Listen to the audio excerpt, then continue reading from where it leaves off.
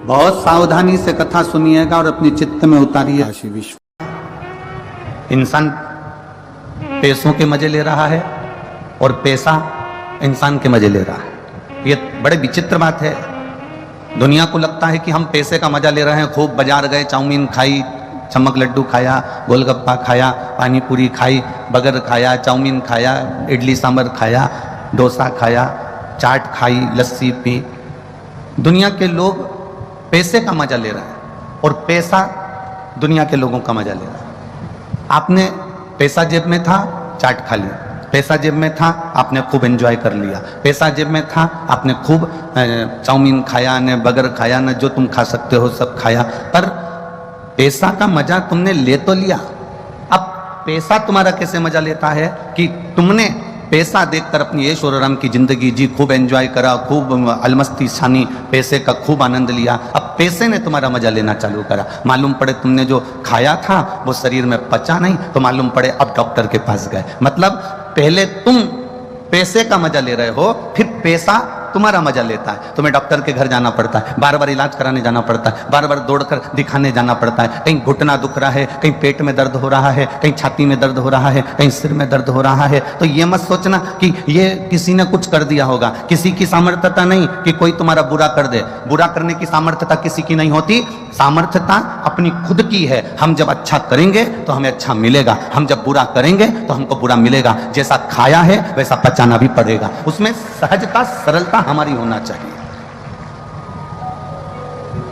दुनिया के लोगों को लगे कि हम पैसे का मजा ले रहे हैं तो बहुत गलत बात। पैसे का मजा तुम नहीं ले रहे। जब तुम्हारी जिंदगी पलटेगी तब पैसा तुम्हारा मजा लेगा। हॉस्पिटल में पड़े रहोगे, वेंटिलेटर पे पड़े रहोगे, आईसीयू में पड़े रहोगे, बॉटल चढ़ती रहेगी, दवाइयां लगती रहेगी, और तुम सोचोगे कि पैसे का मैं मजा ले रहा हूं, पर पैसा तुम्हारा मजा ले रहा होगा, पैसा तुम्हारा आनंद ले रहा होगा।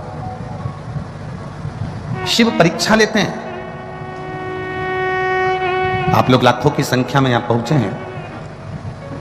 आप में से कई लोग ऐसे होंगे जो तुम्हारी पड़ोसन कभी 2 अगरबत्ती नहीं लगाती होगी, मंदिर नहीं जाती होगी, देवालय शिवालय नहीं जाती होगी, परंतु उसको सारा सुख भगवान ने दिया होगा। आपके मन में ये विचार आता होगा कि हम तो रोज भगवान के मंदिर जाते हैं, हम रोज भगवान से प्रार्थना करते हैं, हम रोज भगवान से विनय करते हैं, हम रोज भगवान से निवेदन करते हैं, हम रोज जल चढ़ाने जाते हैं, हम रोज मंदिर जाते हैं, हम रोज परिक्रमा लगाने जाते हैं, हम रोज भगवान की भक्ति करने जाते हैं। उसके बाद भी हमारी जिंदगी में दुख क्यों आया? और जो कभी मंदिर ना जाए, देवालय ना जाए, शिवालय ना जाए, भगवान की भक्ति में ना जाए, उसके घर में सुख ही सुख है। ये हमारा आज का नहीं है, ये हमारे पूर्व का है। जो हम करके आए हैं वो आज हम भोग रहे हैं। अहंकार में जिंदगी मत जीना। गाड़ी में घूम रहे हो तो ये तुम्हारा पुराना प्रारब्ध है। बंगले में रह रहे हो, ये तुम्हारा प्रारब्ध है पुराना। और खंडेलवाल परिवार से भी निवेदन है, अगर शिव महापुराण की कथा आप यजमान पद अगर आपको मिला है तो ये आपके पूर्वजों का पुराना प्रारब्ध होगा, जो ये कथा का यजमान पद मिला है। ये हमारे पूर्व का प्रारब्ध है। कोई संस्थाएं इसमें जुड़ी हुई हैं, समितियां इसमें बनी हुई हैं, वो अगर सेवा में लगी हैं तो ये विचार कर लेना कि हमारे पूर्व का प्रारब्ध है। जीवन का कोई अच्छा कर्म करते चलो, अपने जीवन का कोई श्रेष्ठ कर्म करते चलो। तुम्हारे मरने के बाद तुम्हारे परिवार के लोगों ने कितने लोगों को खाना खिलाया? तुम्हारी आंख बंद होने के बाद तुम्हारे घर के लोगों ने कितने लोगों को भोजन कराया? उससे मतलब मत रखना। यहां जितने बैठे हैं ना, कई लोग बड़े खुश होते हैं, हमारे ससुर मरे थे तो हमने 500 लोगों का खाना खाया, हमारी सास मरी तो हमने हमारी पूरी समाज का भोजन। इस भ्रांति और भ्रम में मत जियो। आंख बंद होने के बाद तुम कितने लोगों को खाना खिला रहे हो उससे मतलब मत रखना। मतलब रखना कि तुम्हारी आंख जब तक खुली है, तुम जब तक जिंदा हो, तो तुमने किसी गरीब को खाना खिलाया कि ना खिलाया, किसी प्यासे को पानी पिलाया कि ना पिलाया, किसी ऐसे मरीज को जो दवाई के लिए तरस रहा है उसको औषधि चाहिए, और हमारे पास में थोड़ा भी धन अगर अधिक है और उसके पास में नहीं है तो आपने किसी औषधि का खर्चा उठाया कि नहीं उठाया? किसी विकलांग के जीवन में कोई कष्ट आया तो उसका हाथ पकड़कर अपने उसको चलना सिखाया कि नहीं सिखाया। हमारी शिव महापुराण की कथा में भगवान देवादिदेव महादेव का चरित्र आता है। शंकर भगवान मृत्यु लोक के देव हैं, शंकर भगवान इस भूलोक के देव हैं। ब्रह्मा ब्रह्म लोक में रहते हैं, भगवान विष्णु वैकुंठ लोक में रहते हैं, और मृत्यु लोक का अगर कोई देव है तो वो देवादिदेव महादेव है। शंकर भगवान पशु के भी देवता हैं, इसलिए पशुपतिनाथ हैं। पक्षी के भी देवता हैं, इसलिए उनका सरम्भेश्वर महादेव नाम है। सरम्भेश्वर महादेव नाम क्यों पड़ा? गिद्ध रूपी पक्षी का रूप धरकर नरसिंह भगवान को उठाकर उत्तराखंड की अलकनंदा में डाला था, इसलिए उनका नाम सरम्भेश्वर है। पशुओं के देवता हैं तो वो पशुपतिनाथ बने, पक्षियों के देवता हैं इसलिए सरम्भेश्वर नाथ बने, मनुष्यों के देवता हैं इसलिए देवादिदेव महादेव बने, शिव बने, और देवताओं के भी देवता हैं इसलिए शिव तत्व को प्राप्त किया। असुरों के भी देवता हैं, जलचर थलचर वायुचर जितने जितने जीव हैं संसार में सबका देव एक, वो है देव अधिदेव महादेव। नेत्र बंद होने के बाद तुमने कितने लोगों को भोजन कराया वो मायना नहीं रखता, तुम्हारे मरने के बाद कितने लोगों ने खाना खाया वो मायना नहीं रखता। मायना ये रखता है कि तुम्हारे नेत्र खुले हैं, तुम जिंदा हो, तब तक तुमने कौन सा परमार्थ का कार्य करा, तुमने कौन सा अच्छा कार्य करा, मूल वह है। कई कई माताएं बड़ी अकड़ में कह देती हैं वो तो मैं जिंदा हूं ना इसलिए ये घर चल रहा है, जिस दिन मैं नहीं रहूंगी ना आटे दाल का भाव मालूम पड़ जाएगा। जिंदा हो तब लोग दाल रोटी चावल खा रहे हैं, ये अंदाजे में मत रहना कि तुम जिंदा हो तो घर चल रहा है। एक बार मर के भी देख लो, उसमें क्या टेंशन है। जैसे ही मरोगे ना तुम कह रही हो कि भूखे मर जाओगे, पर जिसके यहां कोई मरता भी है ना तो 12वें और 13वें में सबसे पहले शक्कर की बोरी आके नुक्ती और गुलाब जामुन की तैयारी होती है। कौन सा फर्क पड़ गया किसी को तुम्हारे मरने से? इस अकड़ में मत जीना कि मैं जिंदा हूं तो घर चल रहा है, मैं करा रहा हूं तो हो रही है, मैं कहूंगा तब होगा, तुम्हारे करने से कुछ नहीं होता। ध्यान रखना, तुम जिंदा हो तो भी रोटी मिल रही है और तुम मर जाओगे तो भी रोटी मिलेगी। पक्षी हो, पशु हो, जलचर हो, थलचर हो, जमीन पर रहने वाले जीव हो, चाहे आसमान में उड़ने वाला जीव हो, सबका पेट भरने वाला मेरा देवादिदेव महादेव है, इसलिए उसका नाम विश्वनाथ है। मतलब विश्व को अनाथ नहीं देख सकता इसलिए उसका नाम नाथ है। वो सबका पेट भरता है। बोल बम का नारा है, इतना धीमा बोलोगे तो हो गया कल्याण तुम्हारा है। बोल बम का नारा है। अब सही बोले, हमें तो लगता था कि अलवर के लोग अच्छा बोलते हैं, पर अब मालूम पड़ा ठीक बोलते हैं। उसकी भक्ति करो। मैं मर जाऊंगी तो क्या होगा? कुछ नहीं होगा। तेरा तेरा दिन याद करें त्योरे नर सुमिरन क्यों नहीं करें। तुझे कितने दिन याद रखेंगे तेरे घर वाले तेरे मरने के बाद? तेरा तेरा दिन, अरे बोलो तो तुम, तेरा तेरा दिन क्यों रे नर सुमिरन क्यों नहीं कर। तुझे केवल 13 दिन याद करेंगे। पहला दिन तो तू निपटा इसलिए, तीसरे दिन मट्टी समेटी इसलिए, बाकी के दिन बैठकर उन्होंने पत्रिका लिखी किसको बुलाना किसको नहीं बुलाना। और देखो लोग बैठने भी, कितनी विचित्र जिंदगी हो गई लोगों की। बैठने कब जाते हैं? जब कोई, अरे बोलो जम के, मर जाता। मतलब आज के व्यक्ति को बैठने की भी फुर्सत नहीं है कि जीते जी बैठिया बैठने भी जाए। खूब बढ़िया थे, 3-4 मक्का की रोटी खाई थी, गुड़ और कड़ी भी खूब खाए थे, पर सुबह मालूम नहीं पड़ा कब चलेगा। बताओ। अब 2-4 को बताया, ये गई, उसके बाद 2-4 और आ गई, उन्होंने फिर वो बैठने आई, बहुत अच्छे थे, फिर बताना चालू करा। रात को तो अच्छे थे, 2-4 मक्का की रोटी खाई, कड़ी और गुड़ खाया, मर गए, मालूम नहीं पड़ा। फिर वो चली गई, फिर किसी को बताया। पूरे 10 दिन जो आता है उसको एक ही चीज बताई जाती है, इससे अच्छा एक सीडी भरवा लो और एक प्लेयर बाज में रख लो, उसमें तुम बस पल्लू डाल के ऐसी बैठी रहो और बस ऐसी बटन दबा दी और वो प्लेयर बोलता रहेगा कि कैसे मरे। अरे किसी के मरने के बाद बैठने क्यों जाते हैं? गरुड़ पुराण में कहा कि 10 दिन तक जीवात्मा उसकी अटारी पर रहती है। जब हम बैठने जाते हैं 10 दिन उसके घर में भगवान का भजन होना चाहिए, राम नाम, कृष्ण नाम, शिव नाम जपना चाहिए। क्यों?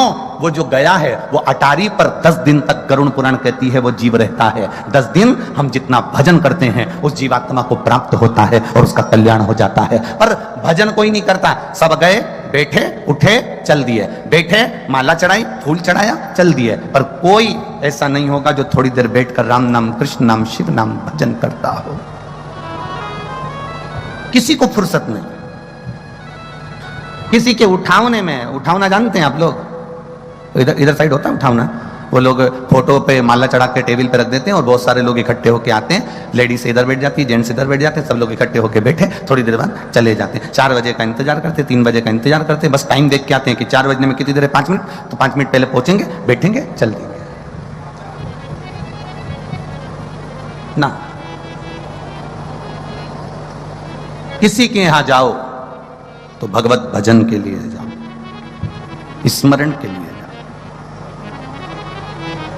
एक लगन लगाकर जाना कि मुझे शिव तत्व की भक्ति प्रदान करना, लेना भी है, देना भी है। और जब शिव तत्व की भक्ति हम प्राप्त करेंगे तो हम किसी को दे सकेंगे। कुछ है आपके पास में तो आप दोगे, कुछ नहीं है आपके पास में तो आप कुछ नहीं दोगे। नंदराय जी के पास में 10 लाख गाय थी, भगवान कृष्ण का जन्मोत्सव मनाया तो गौओं का दान दिया। राजा जनक जी के पास में माणिक रतन थे, बेटी सीता जी का जन्मोत्सव मनाया तो माणिक रतन दिए। दशरथ जी के घर में जो था, राम जी के जन्मोत्सव पर उन्होंने वो लुटाया। हमारा निवेदन केवल आपसे है कि आप अपनी जिंदगी में आपके पास जो हो आप वो लुटाओ ना।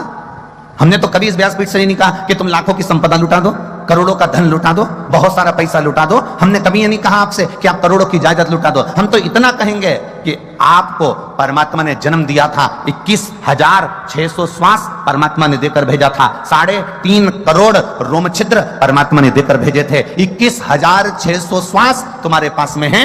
आप धन मत लुटाओ, आप संपदा मत लुटाओ, आप वैभव मत लुटाओ। आपसे तो केवल इतना निवेदन है, 21,600 श्वास जो परमात्मा ने तुमको दी है, उस 21,600 श्वास में जो तुम राम नाम, कृष्ण नाम, शिव नाम ले रहे हो, वो भजन दुनिया को लुटाने का कार्य प्रारंभ कर दो। जीवन का एक आनंद की अनुभूति अपने आप आपको प्राप्त हो जाएगी।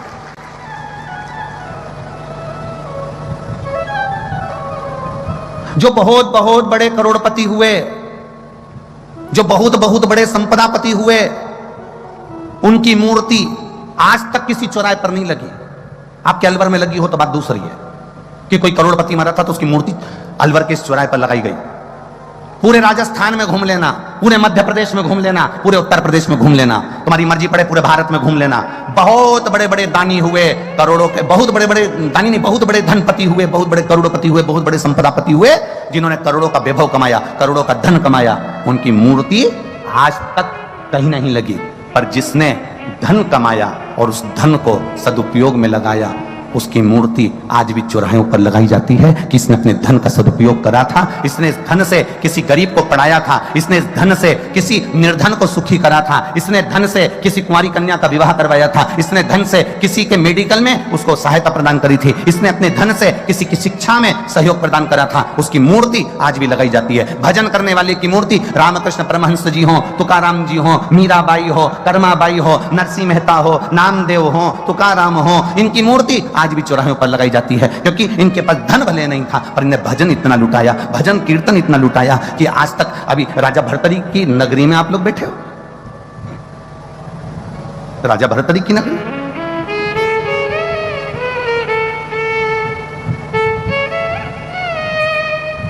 जिनको अपनों ने चोट दे दी और वो संत साधु बनकर, सन्यासी बनकर तप साधना में लीन हो गए। अगर केवल राजा भर्तरी केवल राजा होते ना तो क्या ये अलवर वाले उनका नाम लेते? अरे बोलो तो जम के, कौन लेता?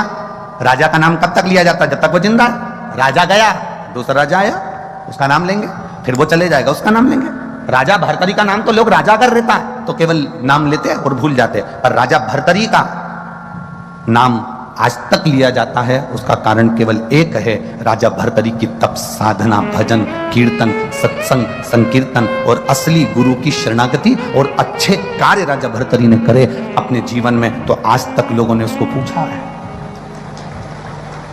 आप कोई अच्छा काम करके जाइए, मिला है ना मनुष्य का शरीर, बड़ा कीमती शरीर मिला है, डायमंड, कोहिनूर हीरे जैसा, कोहिनूर हीरे जैसा शरीर मिला है आपको, उस शरीर का सदुपयोग कर कर जाइए।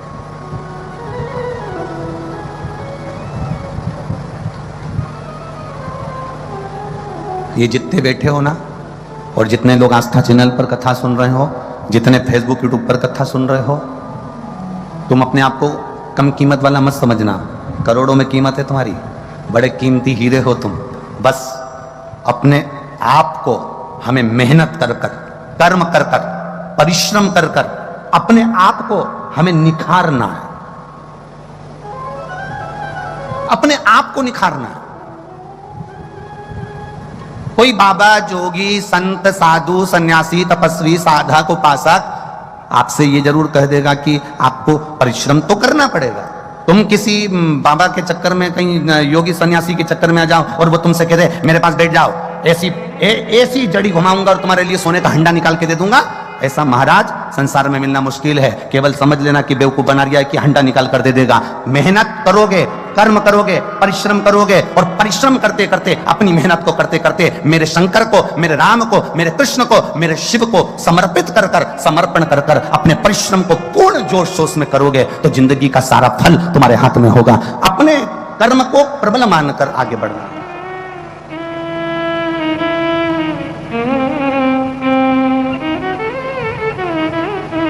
एक पत्र आया है, देखिए।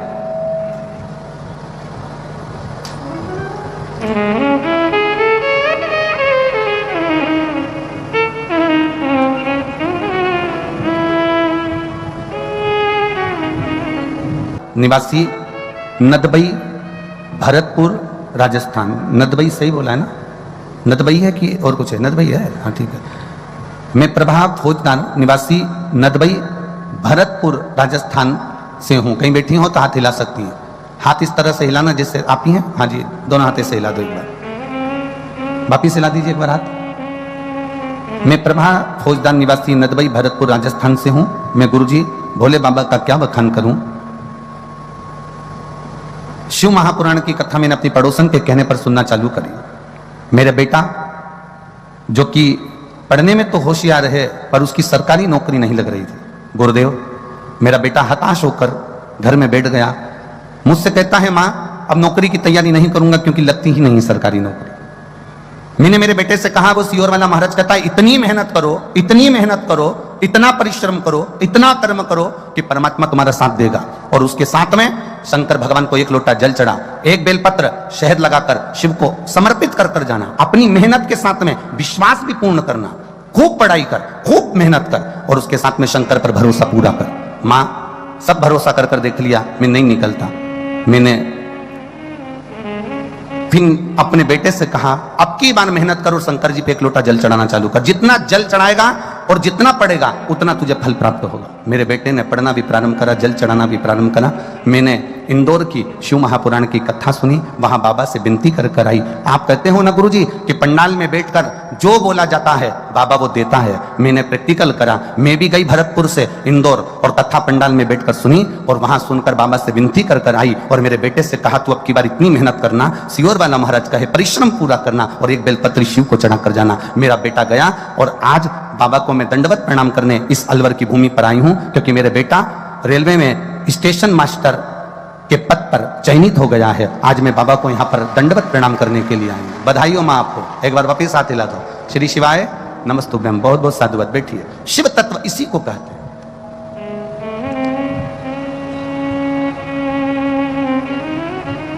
एक नोएडा से कोई पैदल चल के आई है,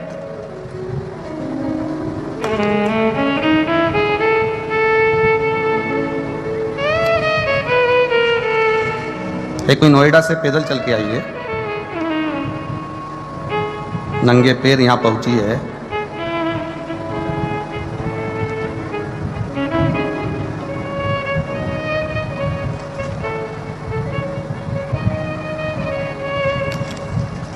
इसमें नाम उसका, कहीं बैठी हो तो हाथ हिला देना। नोएडा से पैदल आई हैं, जिनके बेटे का जॉब लगा है, इंडियन नेवी में जिसके बेटे का सिलेक्शन हुआ है।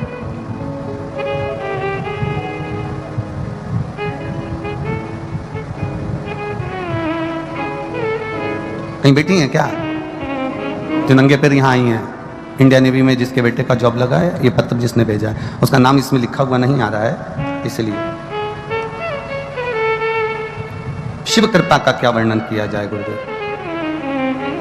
खाली ना जाता कोई, अगर बेटी हो तो हाथ हिला सकती हैं। आप ही हैं? हाँ, एक बार हाथ हिला दो माँ। बहुत बहुत बधाई, आपके बेटे का जो इंडियन नेवी में हुआ है उसके लिए साधुवाद है आपको, बहुत बहुत। आपने पत्र लिखा। गुरुदेव शिव महापुराण का क्या वर्णन करें। दिल्ली में नोएडा में कथा हुई, तब आपसे बाबा से विनती कर कर गई थी कि जिस पंडाल में भी जाऊंगी आपके नंगे पैर जाऊंगी और मेरे बेटे का बस जॉब लग जाए, सरकारी नौकरी लग जाए। मेरे बेटे से मैंने खूब मेहनत करने का बोला और कहा डट के मेहनत कर, अब की बार बाबा पर भरोसा रख। पशुपतिनाथ का व्रत किया और बाबा की कृपा से मेरे बेटे का इंडियन नेवी में सिलेक्शन हो गया। इसलिए मैं बाबा के धाम में यहाँ चल कर आई हूँ बाबा को प्रणाम करने। बैठिए माँ, बहुत बहुत बधाई आपको। खाली ना जाता कोई, आप भी बोलिए। डर से तुम्हारे कर्म के प्रति रुचि पूर्ण रखना, आपकी दृढ़ता पक्की रखिए। शंकर भगवान परीक्षा जरूर लेते हैं, पानी भी गिरेगा, कीचड़ भी होगा, आने में असुविधा भी होगी, 1-2 किलोमीटर दूर तुमको छोड़ भी दिया जाएगा, वहां से 1-1.5 किलोमीटर तुम्हें पैदल भी चल के आना पड़ेगा। बोलो सही है कि गलत है? अब पास की पास में तो कोई तुम्हारी गाड़ी रोकेगा नहीं, क्योंकि चक्कर ये इतनी पास अगर गाड़ी रोक देवे तो जनता कहाँ जावे, किसी को चोट लग जावे, किसी को ठेस पहुंच जावे, तो प्रशासन भी अपनी व्यवस्था देखता है, इसलिए थोड़ी दूर पे गाड़ी रुकवा देता है, कहीं तुमको छोड़ देगा कि वहां से यहां तक पैदल जाओ। तो ये सब चीजें होती है। मेरा भोलेनाथ, मेरा ओघड़ी, मेरा दयालु, मेरा दातार, मेरा कैलाशी, मेरा अविनाशी तुम्हारी परीक्षा जरूर लेगा। उन्होंने राम जी की ली, उन्होंने कृष्ण भगवान की ली। अगर भगवान की कृष्ण की परीक्षा लेने के लिए दुर्वासा अवतार हुआ मेरे भगवान कृष्ण का, और द्वारकापुरी के नजदीक में जाकर भगवान कृष्ण ने चिल्लाना चालू करा, मुझे कोई मेहमान रख लो, मुझे कोई मेहमान रख लो, मुझे कोई मेहमान रख लो। उन्हें कोई मेहमान नहीं रखता था। क्यों नहीं रखता था? क्योंकि मेहमान उसी को रखा जाता है जिसका स्वभाव अच्छा होता है, जिसको क्रोध नहीं आता, जिसको गुस्सा नहीं आता। अब दुर्वासा ऋषि को तो इतना क्रोध,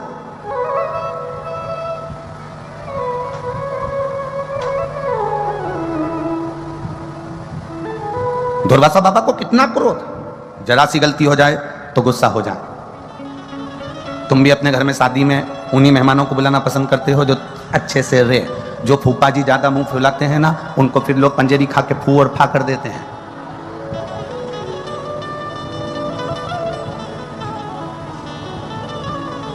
पंजेरी खा के फू और फा मतलब वो सत्यनारायण भगवान का प्रसाद सीखता है ना, उसको मुंह में भर लो और फूफा बोल दो एक बार। पहले तो बोलोगे फू, वो फिर फा, पंजेरी गई मुख में। जो अपने स्वभाव को नहीं सुधार पाता उसको लोग प्रेम नहीं करते, उसको लोग स्नेह नहीं करते, उससे लोग जुड़ नहीं पाते।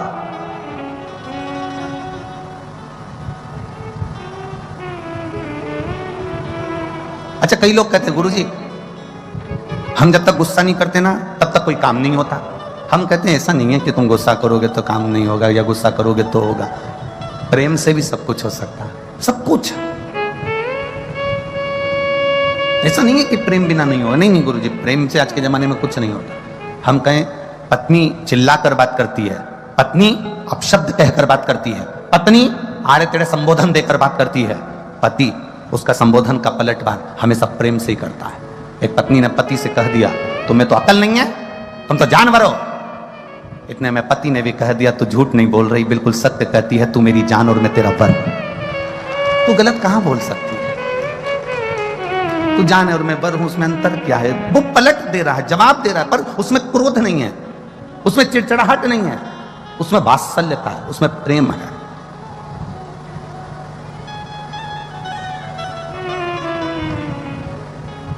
महाराज भगवान शिव का एक अवतार दुर्वासा अवतार पहुंच गए द्वारकापुरी में। आवाज लगाई भोलेनाथ जी ने, दुर्वासा ऋषि शिव का एक अवतार है। आवाज लगाई मेहमान रखो मुझे। कोई मुझे मेहमान रख सकता है? कोई मुझे मेहमान रखो। सबको मालूम था इसको मेहमान रखना बड़ा भारी काम है। गुस्सा बहुत तेज आता है, चिड़चिड़ाहट बहुत करता है। दुर्वासा ऋषि बहुत अपशब्द बोल जाते हैं, जरा सी गलती हुई तो श्राप दे जाते हैं। इसलिए दुर्वासा ऋषि को कोई मेहमान नहीं रखा। पूरी द्वारका में 5 दिन से दुर्वासा ऋषि घूम रहे थे पर कोई मेहमान रखने को तैयार नहीं। भगवान द्वारिकाधीश निकल कर जा रहे थे और द्वारकाधीश ने जैसे ही सुना दुर्वासा जी कह रहे हैं कि मुझे मेहमान रखो, भगवान द्वारकाधीश ने कहा दुर्वासा ऋषि से, चलिए मैं आपको मेहमान रखता हूं। दुर्वासा ऋषि ने कहा आप मुझे जानते हो ना अच्छे से? भगवान बोले बिल्कुल जानते हैं। आप जानते हो ना कि मुझे गुस्सा बहुत आता है? भगवान बोले हाँ जानते हैं। आपको मालूम है ना कि मैं श्राप दे देता हूं? भगवान बोले हाँ जानता हूं। गलती तो नहीं करोगे? भगवान बोले नहीं करूंगा। वो जान करके तो कोई गलती करता नहीं।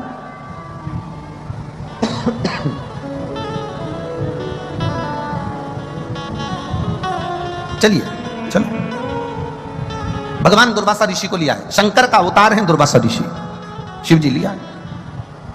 भगवान कृष्ण लेकर आ गए। रुक्मणी जी ने पूछा कौन आया है मेहमान? दुर्वासा ऋषि आए हैं, इनकी कोई कमी नहीं रहना चाहिए। बिल्कुल आप चिंता मत करो, कोई कमी नहीं छोड़ूंगी। दुर्वासा ऋषि के लिए द्वारकापुरी में सुंदर कुटिया बनाई। कुटिया में दुर्वासा ऋषि रहे। 56 भोग रोज तैयार हुआ दुर्वासा ऋषि के लिए। प्रतिदिन 56 भोग तैयार हुआ, क्योंकि कब क्या मांग ले कोई भरोसा नहीं। आज दुर्वासा ऋषि भोजन कर रहे थे और भोजन करते करते तभी दुर्वासा ऋषि के मन में आया कि चलो कुछ ऐसा करा जाए कि भगवान द्वारिकाधीश भी मुझसे थोड़ा सा चिढ़ जाए। परीक्षा तो परीक्षा है। और दुर्वासा बाबा ने जिस कुटिया में रह रहे थे उस कुटिया में आग लगा दी। कुटिया धधक कर जलने लगी। सारे द्वारकापुरवासियों ने पानी डाल डालकर कुटिया की आग बुझाई। द्वारकाधीश आ गए। कुटिया में आग कैसे लगी, किसने लगाई? सब आपस में बात कर रहे थे। तो इतने में दुर्वासा ऋषि पीछे से आकर द्वारकाधीश के कंधे पर हाथ रखकर कहते हैं आग मैंने लगाई। तो भगवान द्वारिकानाथ ने पूछा अपने घर में आपने आग लगा दी, क्यों? भगवान बोले मेरी मर्जी, क्योंकि मैं तो मेहमान हूं, आग भी लगा सकता हूं। भगवान द्वारिकाधीश ने मन में सोचा ऐसा मेहमान किस काम का जो आग लगा दे अपनी घर में? मैं तो मेहमान हूं, आग लगा सकता हूं, कोई बात नहीं, बुझाओ। भगवान को मालूम पड़ गया द्वारकाधीश को कि परीक्षा ले रहे हैं। आगे चले। इधर तो कुटिया जल रही है, इधर दुर्वासा मामा ने कह दिया कि मुझे भूख लग रही है, मेरे खाने के लिए खीर ले। दुर्वासा ऋषि की आधी मुख से खाई खीर द्वारकाधीश पर फेंकी। कटोरा नीचे गिरा। खीर भगवान कृष्ण के शरीर पर थी और कृष्ण के शरीर पर खीर लगी है। और इतने में दुर्वासा ऋषि ने कहा सुनो द्वारकानाथ, जो खीर मैंने तुम्हारे ऊपर फेंकी है पूरे शरीर में मलो। भगवान द्वारिकाधीश ने उस खीर को पूरे शरीर में मला। मलते से ही रुक्मणी जी हंस दी और रुक्मणी जी के चेहरे पर हंसी आ गई कि ऐसा मेहमान पकड़ कर लाए हो जो तुम्हारी इज्जत नहीं कर रहा। ऐसा मेहमान पकड़ कर लाए हो जो तुम्हारी इज्जत ना करे, तुम्हारा सम्मान ना करे, तुम्हारा आदर ना करे। खीर फेंक दी। द्वारकाधीश के शरीर पर खीर लगी थी और रुक्मणी जी हंस दी। हंसते से ही दुर्वासा ऋषि को क्रोध आ गया और दुर्वासा बाबा ने कहा सुनो कृष्ण, आज पूरी द्वारका घूमने के लिए जाऊंगा, पैदल चलकर नहीं जाऊंगा, रथ पर बैठ कर जाऊंगा, पर रथ में ना घोड़ा जुतेगा ना घोड़ी जुतेगी, उस रथ को खींचने के लिए रुक्मणी जुतेगी। रथ को रुक्मणी खींच कर लेकर जाएगी, ना घोड़ा ना घोड़ी लगेगी, रुक्मणी लगे रथ पर। द्वारकाधीश ने रुक्मणी को रथ में लगा दिया। पीछे पीछे द्वारिका के नाथ खीर में भिड़े हुए चल रहे हैं। रथ दुर्वासा ऋषि चलवा रहे हैं। रुक्मणी जी थोड़ी दूर तक रथ खींची, बाद में चक्कर खाकर नीचे गिर गईं। गिरते से ही तभी दुर्वासा ऋषि ने उन पर जल का छींटा दिया और जल का छींटा देकर कहा सुनो द्वारकानाथ, द्वारकाधीश, इस रुक्मणी ने मेरी हंसी उड़ाई है, मुझे द्वारका का पूरा दर्शन नहीं कराया, इसलिए तुम्हें द्वारकाधीश अपने महल से अपने नगर से इस रुक्मणी का त्याग करना पड़ेगा। आज भी द्वारकापुरी में द्वारकाधीश के मंदिर से रुक्मणी का मंदिर कोसों दूर है, क्योंकि दुर्वासा ऋषि भगवान शंकर ने भगवान कृष्ण से कहकर रुक्मणी का त्याग करवा दिया था।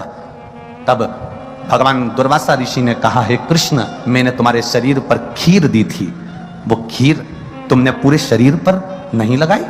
भगवान कृष्ण कहते हैं, द्वारकानाथ कहते हैं दुर्वासा जी, मैं जानता हूं आप शिव हो, आप शंकर के अवतार हो, मैं जानता हूं। तो भगवान दुर्वासा ऋषि ने कहा मैंने तुझे खीर दी थी, प्रसाद दिया था, तूने पूरे शरीर में नहीं लगाया। इतने में दुर्वासा ऋषि के शब्द सुनकर द्वारिकानाथ कहते हैं प्रभु पूरे शरीर में लगाया। भगवान दुर्वासा जी ने कहा पूरे शरीर में लगाया पर पांव के तलवे में नहीं लगाया। भगवान कृष्ण कहते हैं संत और गुरु की खाई प्रसादी होती है, प्रसाद को पांव के तलवे में कैसे लेता, इसलिए मैंने खीर को पांव के तलवे में नहीं लगाया। मेरे दुर्वासा बाबा शंकर के अवतार, शिव के अवतार दुर्वासा ऋषि कहते हैं सुनो द्वारकानाथ, तुमने खीर पूरे शरीर में लगाई पर पांव के तलवे में नहीं लगाई, इसलिए तुम्हारे प्राण छूटेंगे तो पांव के तलवे से छूटेंगे। इसलिए शंकर कवच देते हैं, शिव कवच प्रदान करते हैं। पांव के तलवे में वो खीर नहीं लग पाई थी, इसलिए जरा नाम के व्याघ्र ने जो बाण छोड़ा था वो कहां लगा था? द्वारकाधीश के पांव के तलवे में लगा।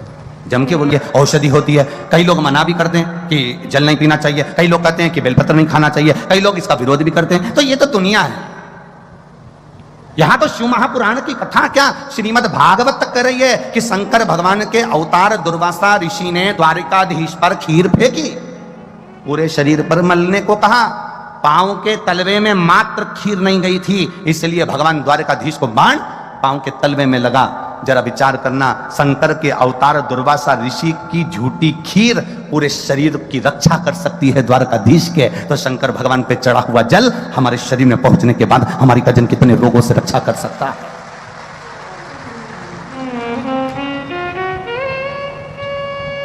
ये तो दुनिया का एक भाव है। तो अगर आप शंकर जी के मंदिर जाना चालू करेंगे, शिव जी को जल चढ़ाना चालू करेंगे, दुनिया के लोगों का काम है वो विरोध करेंगे।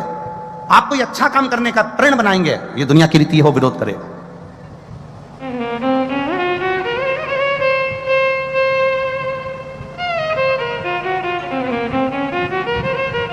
ये दुनिया की रीत है। आप अच्छा करते चलो, आग लगे बस्ती में, बोलो बोलो जम के जरा, अपन रहे हो मस्ती में, क्या किसको रोइए सोइए, सारी समस्या का हल। पर सावन में 1 लोटा नहीं, जम के बोलो जरा, 2 लोटा जल, सावन में 2 लोटा।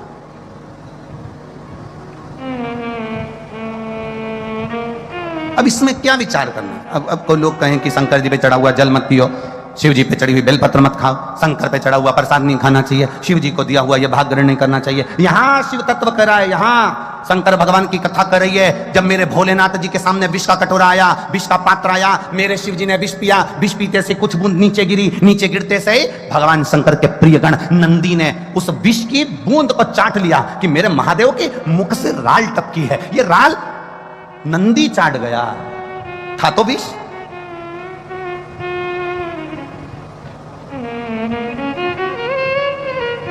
उस विष की बूंद को नंदी चाट गया, शिव जी के मुख से टपका हुआ राल, विष की राल नंदी चाट गया।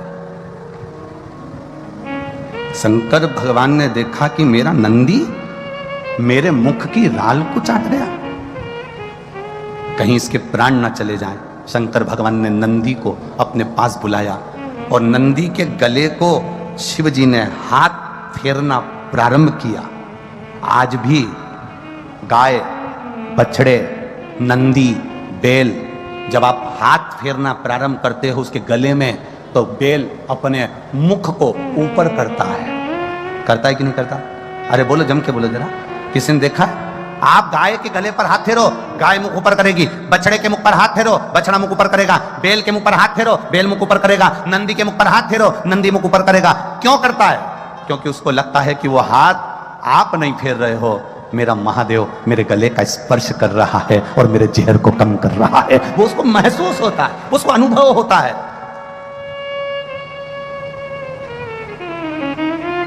छोटे छोटे बच्चे कहते हैं मम्मी देखो मैं एक बहुत अच्छा मैजिक दिखाऊं। मम्मी कहती है हाँ कौन सा मैजिक? मैं इस गाय को जब ऐसा करूंगा तो गाय मुंह पर करेगी। ये मैजिक नहीं है, ये उसको एहसास हो रहा है, ये उसको महसूस हो रहा है कि मेरा शंभु, मेरा त्रिकालदर्शी, मेरा कैलाशी, मेरा अविनाशी, मेरा शिव, मेरा ओघड़दानी, मेरा शंकर मेरे गले का स्पर्श कर रहा है, मेरा शंभु मेरे गले का स्पर्श कर रहा है। केवल वो छूता है तो जहर को भी समाप्त कर देता है। तो उस पे चढ़ा हुआ जल हमारे ना जाने जिंदगी के कितने जहर को समाप्त कर देता है जिसका हम पान करते हैं।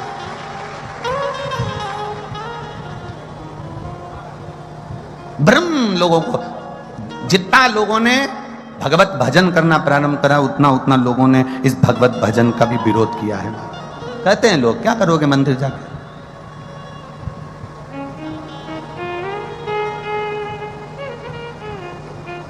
क्यों क्यों मंदिर जानने का क्या? लोग कहते हैं कि गुरुजी आप जब कथा का क्रम होता है तो लोग हो सकता है कि राजनीति के चलते कथा कराते हैं, कि उनको कोई राज सत्ता चाहिए होगी तो कथा करा रहा है। ये खंडेलवाल जी से पूछ लो, इन्हें कोई राज सत्ता तो ना चाहिए।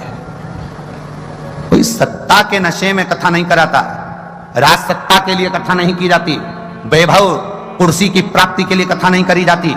कथा केवल 5 वर्ष के राज्य शासन के लिए नहीं करी जाती, कथा मेरे परमात्मा के चरणों की धूल जिंदगी भर प्राप्त करने के लिए करी जाती है। उस परमात्मा के चरणों की रज हमें प्राप्त हो जाए, उस परमात्मा के चरणों। कई लोग कहते हैं कि इसके लिए कथा कर दी होगी, उसके लिए कथा कर दी होगी। कथा जो होती है वो परमात्मा के चरणारविंद की प्राप्ति के लिए होती है। राम कृष्ण के चरण मिल जाएं, शिव के चरण मिल जाएं।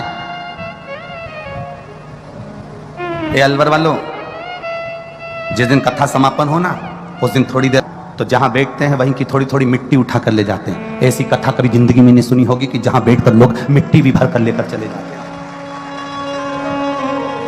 मैं अलवर वालों से निवेदन करूंगा, तुम्हारे राज्य में, तुम्हारे क्षेत्र में, तुम्हारे इस पुनीत पावन राजा भर्तरी की नगरी में जो कथा हुई हो, उसके अंदाजा लगाकर इस कथा का स्मरण करना और आखिरी तक 7वें दिन तक विचार करना। 7 दिन इस कथा के पंडाल में बैठकर आप कथा श्रवण करें, या आस्था चैनल पर कथा सुने, या फेसबुक यूट्यूब पर कथा सुने, और तारीख लिखना कि मैं इतनी तारीख को इतनी बजे इस पंडाल में पहुंची थी, और 3 महीने उस तारीख का इंतजार करना कि मैंने जो मांगा था मेरे ओघड़दानी ने मेरी झोली में भर कर दिया कि ना दिया। वो प्रदान कर देता है, छोड़ता नहीं खाली, वो खाली नहीं छोड़। एक पत्र आया, ज्यादा पत्र तो हम पढ़ नहीं पाए, बहुत सारे रखे हैं भैया, पर पत्रों से एक अंदाजा लगाइएगा। देखिए,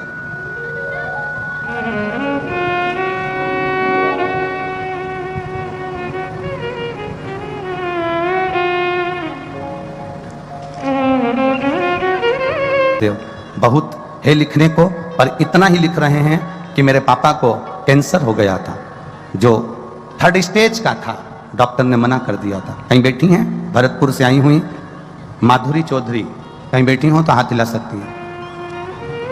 कहां पर बैठी? हाँ ठीक है माधुरी जी, ऐसे हाथ हिला दो एक बार, वापिस हिला दो एक बार। हाँ एक बार वापिस हाथ हिलाओ, ठीक है। हर हर महादेव। पापा को कैंसर हो गया, 3rd स्टेज का कैंसर। डॉक्टरों ने कहा अवस्था देखकर इनके ऑपरेशन की उम्मीद नहीं, पर बचने की भी उम्मीद नहीं। पर बाबा, 1 लोटा जल और शंकर पर चढ़ाई गई 1 बेलपत्र का मैं क्या वर्णन करूं। पशुपति नाथ का व्रत नहीं है, मेरे देव अधिदेव महादेव उस व्रत के माध्यम से अपने मन की बात सुनते हैं। गुरुदेव, आज मेरे पापा पूर्ण तरह से ठीक हैं, इसलिए मैं भरतपुर से यहाँ प्रणाम करने के लिए आई हूँ। उनका कैंसर समाप्त हुआ है, मैं शिव को नमन कर दूं। ये शिव तत्व है, ये घड़ी है, ये शंकर। बैठिए बहन, हर हर। शिव तत्व इसी को कहते हैं। 1 बेलपत्र और 1 लोटा जल। आप सुनो, ये हम जरूर ये जरूर कह सकते हैं, हम जजमान परिवार से भी जरूर कहेंगे कि बहुत लोग बाहर खड़े हुए हैं। प्रयास करना कि इन लोगों के बैठने की व्यवस्था भी कल, भले पंडाल नहीं लगे, कम से कम बिछात की व्यवस्था सबको मिल सके, क्योंकि जितने अंदर हैं तीनों पंडाल में, उससे 1.5 बाहर भी खड़े हुए हैं चारों तरफ। तो इसका स्मरण थोड़ा सा रखें। ये सब लोग जो बाहर खड़े हैं, इनको बैठने की व्यवस्था सुचारू हो सके। तो हमारा निवेदन केवल इतना, आप आयो, आपकी चित्तवृत्ति जमी है, आपका मन इस शिव तत्व की ओर रमा हुआ है, आपका मन भगवत भजन की ओर रमा हुआ है। आप उस भक्ति को अपने भीतर उतारिए, आप उस भक्ति को अपने अंदर उतारने का प्रयास करें, तब शिव शिव है। और महाराज अकेले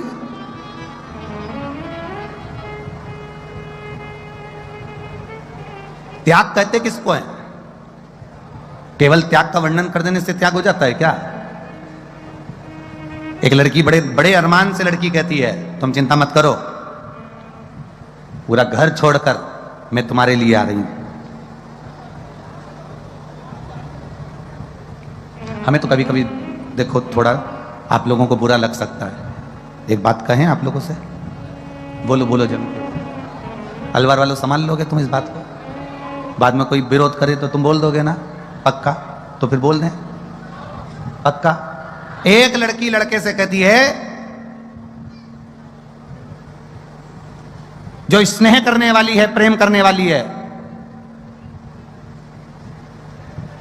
अपने पिता को, अपनी मां को, अपने भाई को, अपनी बहन को जो धोखा देकर दूसरे लड़के के साथ में, दूसरे धर्म में अगर भाग कर चली जाती है, तो एक बात का अंदाजा लगा कर रखना, जो अपने मां बाप को धोखा दे सकती है वो दुनिया में तुझको भी धोखा दे सकती है। इस सावधानी में अपनी जिंदगी जी।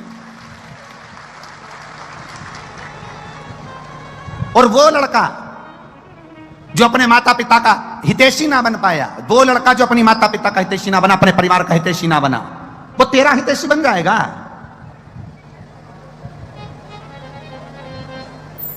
हरी बड़ी विडंबनाओं की जिंदगी चल रही है, जीवन बड़ा विचित्र चल रहा है भाई। ए अलवर वालों, बड़ा सावधानी से जीवन जीना है। प्रेम का झांसा देकर लोग तुम्हारे साथ में कुछ वीडियो और क्लिप बना लेते हैं और बाद में उसी लड़की से पैसा कमाकर गाड़ी, मोटरसाइकिल, घड़ी और ऐश और आराम की जिंदगी जीना चालू कर देते हैं, क्योंकि लड़की के बाप के पास ज्यादा धन होगा। सावधान रहें बेटियां, सावधान रहें बेटे।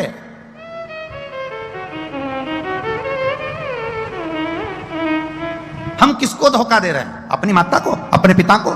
जिस पिता ने तुम्हें पढ़ाया, जिस मां ने तुम्हें गोद में खिलाया, जिसने अपनी पूरी जिंदगी निकाल दी तुम्हें गोदी में रखकर पालने में, पोसने में, बड़ा करने में।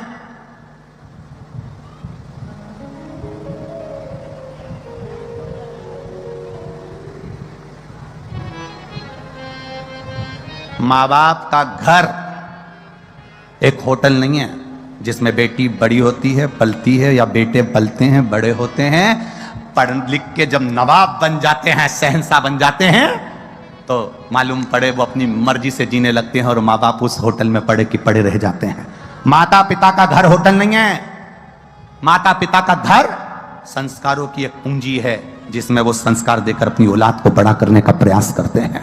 उसमें संभले बच्चे, उसमें समझे बच्चे।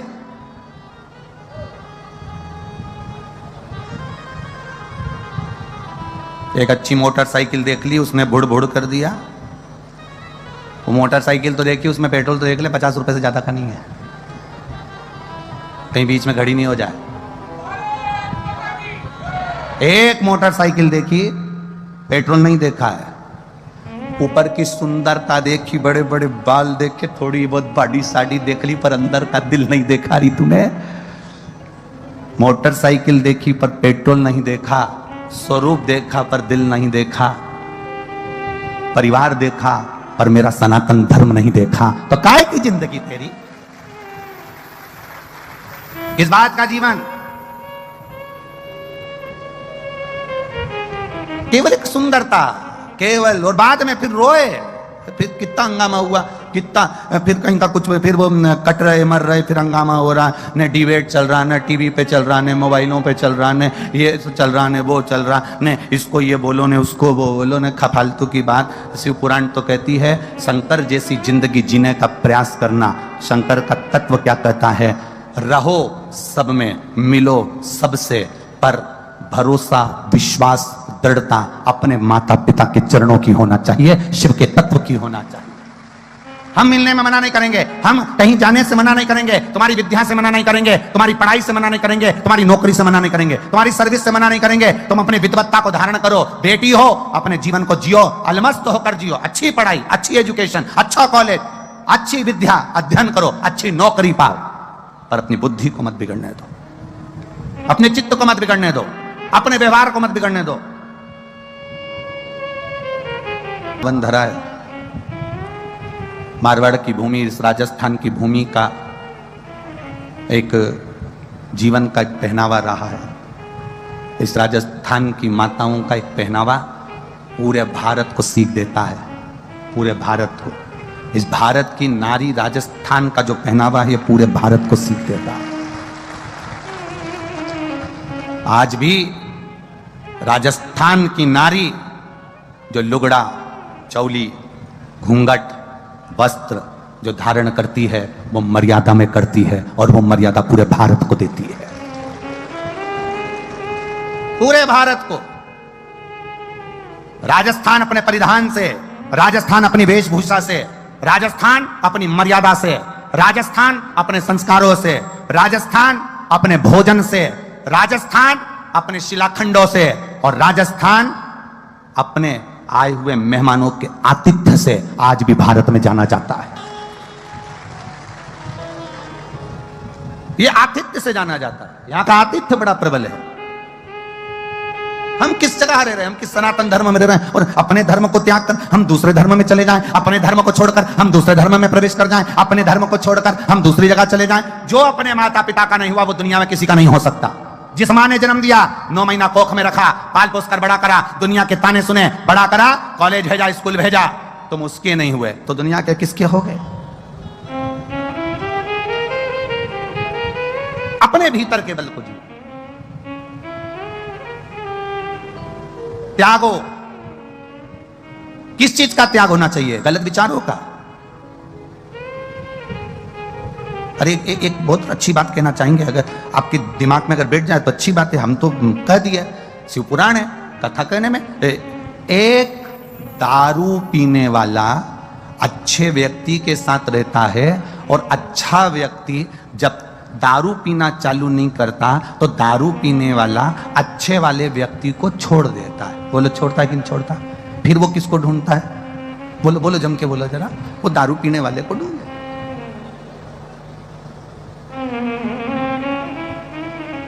मदिरा पीने वाला, नशा करने वाला, दारू पीने वाला, गलत व्यसन करने वाला अच्छे व्यक्ति को छोड़कर व्यसनी को ढूंढ लेता है। तो हमारा निवेदन है, जब वो तुम्हें छोड़कर व्यसनी को ढूंढ रहा है, नशे वाला नशे वाले को ढूंढ रहा है, तो तुम सनातन धर्म के होकर भगवत भजन करने वाले अपने सनातन धर्म वाले को क्यों नहीं ढूंढ लेते जो दूसरे धर्म में प्रवेश कर जाते हो? एक नशा करने वाला दूसरे नशे वाले को ढूंढने का प्रयास करता है। आप अपने धर्म का एक अनुकूलता क्यों नहीं पाते? हम तुमसे कभी नहीं कहेंगे कि तुम, हम ये कभी नहीं कहेंगे कि तुम, आज तक इस व्यासपीठ ने नहीं कहा कि तुम मंदिर नहीं जाओगे तो नरक चले जाओगे। आज तक इस व्यासपीठ ने ये नहीं कहा कि तुम भगवान का भजन नहीं करोगे तो नरक चले जाओगे, क्योंकि नरक हमने भी नहीं देखा, तो हम आपको क्यों कहे कि तुम नरक चले जाओगे? हाँ, अलवर वाले अगर घूम के आए हो तो बात दूसरी है, पर हम तो नहीं गए। हम आपसे कभी ये नहीं कहे कि तुम अगर मंदिर नहीं जाओगे तो यहां चले जाओगे, मंदिर जाओगे तो बैकुंठ चले जाओगे, दान करोगे तो बैकुंठ चले जाओगे, सत्कर्म करोगे तो बैकुंठ चले जाओगे। हमने बैकुंठ की कभी चर्चा नहीं करी, क्योंकि हम बैकुंठ भी नहीं गए। तुम लोग गए हो तो बात दूसरी है। ना हम नरक गए ना बैकुंठ गए, पर शंकर भगवान की इस भूमि पर हम रह रहे हैं, देव अधिदेव महादेव की धरा इस पृथ्वी पर हम रह रहे हैं, तो हम ये जानते हैं कि बैकुंठ भी यही है और नरक भी यही है। आप अच्छा कर्म करोगे तो यहीं पर दिख जाएगा, और बेकार कर्म करोगे तो यहीं पर दिख जाएगा। हमें दूर जाने की जरूरत ही नहीं पड़ती है। यहीं इस भूमि पर, इस मृत्यु लोक में, इस संसार सागर में जैसा कर्म करोगे वैसा फल पा जाओगे।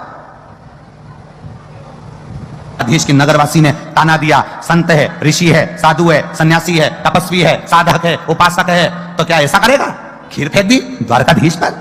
और ये शंकर जानता है कि मैंने खीर क्यों फेंकी है, शिव जानते हैं कि खीर क्यों दी है, इसके शरीर पर कवच दिया है, मेरा द्वारिका नाथ के प्राण न छूटे उसकी व्यवस्था करी है, ये शिव जानते हैं।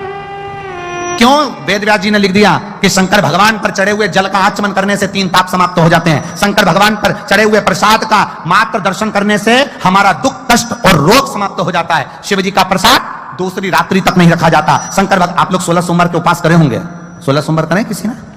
जिन करे जरा हाथ उठाना। अरे बहुत सारों ने करे ने, प्रणाम जी जी आपको, और मेरे भाइयों को भी दंडवत प्रणाम। आप लोगों ने 16 सोमवार करें, उसमें लिखा है शंकर भगवान का चूरमे का जो प्रसाद बनता है, उद्यापन का जो प्रसाद बनता है, उसको एक रात्रि नहीं रखा जाता। यह 16 सोमवार की कथा में लिखा है, यह 16 सोमवार के उद्यापन में लिखा है।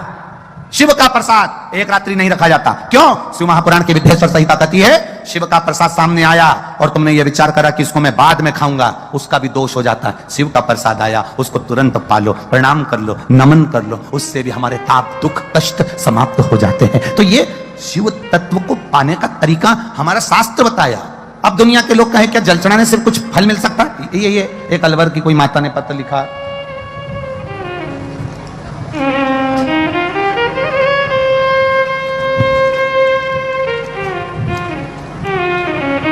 मेरा नाम राधा देवी है, गांव अराबा, जिला बाड़मेर, बाड़मेर, अराब जी, गांव अराब, जिला बाड़मेर, निवासी अलवर। कहीं बैठी हैं? हाथ हिला सकती हैं अगर कहीं बैठी हो। मेरा नाम राधा देवी है।